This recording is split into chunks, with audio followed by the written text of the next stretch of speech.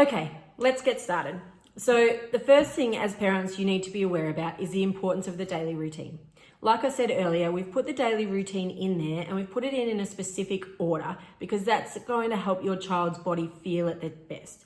When your child is feeling at their best, then they're going to be much happier, they're going to be much calmer, everyone in the house is going to get along much better, and the capacity for learning and being creative is going to be much better.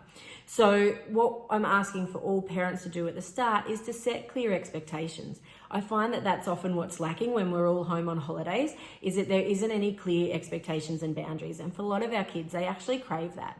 On a school day, we know that we've got to get up, we've got to get dressed, we've got to have breakfast, we've got to put our shoes and socks on, pack our bags, that sort of thing. I don't want to create the urgency and the intensity of a school routine because that can be really stressful, and it doesn't need to be time sensitive. It doesn't mean we wake up at 7 o'clock, but it just needs to flow in a consistent, predictable manner. It's that consistency and that predictability that help to calm the nervous system and help all of our bodies feel better. And that will enable your child to stop writing you all the time, to ask you, Mum, what are we doing? Mum. So the more that we create that expectation around those routines, the more we can direct them back to, well, what does your routine say to do? Or what does Kate say to do next? And then you can take the pressure off you and help support that independence in your child. So in your pack, you will have got a page like this. You will have also got a whiteboard. Your whiteboard might not have lines and things on it. It doesn't really matter. It's really just about customizing the expectations for you. So for some families, you might get up and have breakfast before you get dressed. For others, you might get up and get dressed first. Some families have showers in the morning. Some families have showers at night. So you just need to set that expectation for what your day would look like. So for example, here at our house, we get up. We usually have a snuggle in the morning before we get out of bed.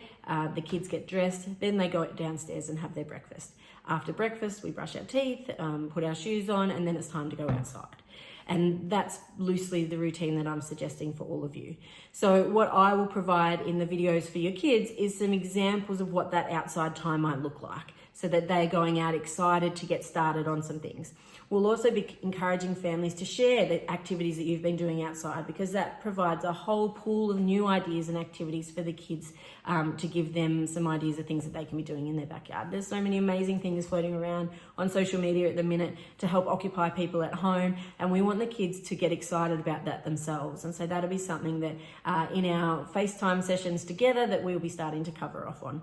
And so then the day isn't, again, it's not time limit. It's not 10:30 we have to have morning tea. It's that if your child's happy playing outside, amazing. Let them play outside for as long as they're happy. When you can see that that's starting to wind down, before it ends in tears, but when you see that starting to wind down, then you might call morning tea time. They come in, have some morning tea, and then it's inside learning. And that's a transition then to this new activity and this new structure. We move from there into lunch.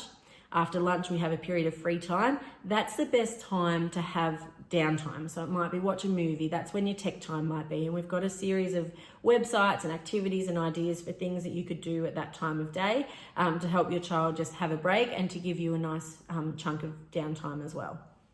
From there, we move into some creative play, and that's things like science experiments. And that's the messy stuff, the stuff that can be sometimes a bit exhausting for parents. And so I'll be running through the activities, giving the kids ideas, trying to set it up so it's in places that are appropriate, and teaching the cleaning up, all of those sorts of things.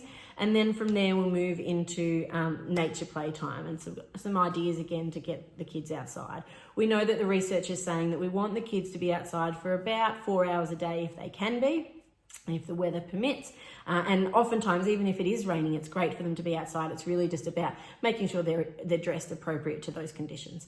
And then we want them to make sure they're getting at least 1, if not 2 hours of huff and puff time. And so we've sort of designed the program around that as well, to make sure they're getting that good chunk in the morning, that good chunk in the afternoon, that's going to help their body and their brain feel at their best. And again, moving into that evening routine. And this is again where I want you as parents to jot down what's most important for you in terms of your expectations at home. An example would be that they come in from outside playtime. If they're clean enough, they might sit and have dinner first. Then they'll go up and have a shower or a bath, read a story. It's really important from a brain point of view that once you start the wind down, so once you're having the shower and the bath, that is wind down time. And it's that wind down time needs to go from sort of up here, from playing outside, to winding down. The bath and shower will wind them down a little bit, winding down to reading a story or doing something really quiet in their bedrooms, even dimming the lights, putting some music on to help them wind down to prep for bed. If we could then go from having a bath to watching TV, then it's going to set their brain back up again, and all that great work of having the bath to calm them is going to be lost. So we really want to make sure that the TV time is before the bath time, so that we're winding them back down. And so it's just some little tweaks like that. There's more information about all of that you can read in or watch in our extra video section for parents, and it explains how our brain develops and some of the other factors to consider if you want to go into a bit more depth with that. But the basic premise is that we just want to help our children to wind down to get ready for bed in order to help them sleep better.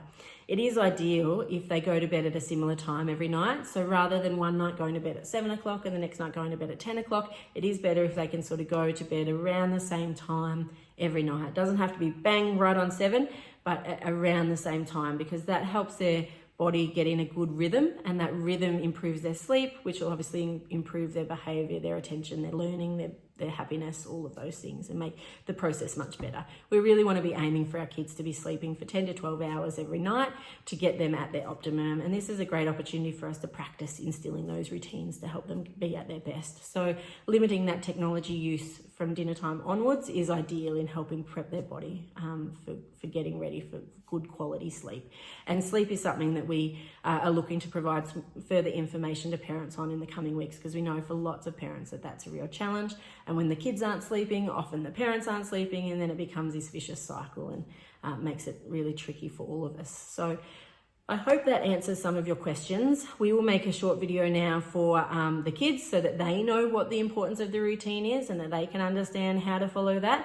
But if you can make a start by getting the details on the whiteboard and encouraging wherever possible that you get the kids to do that with you, like this should be something you do together to map that out, there'll be much more buy-in if they have mapped it out themselves and if they feel like they've had some say in all of that. So if they can write it, great. If they can tell you what they want their routine to look like and you can do that as much as possible, that's great as well. But we'll move on now to getting started with the activities. Thanks.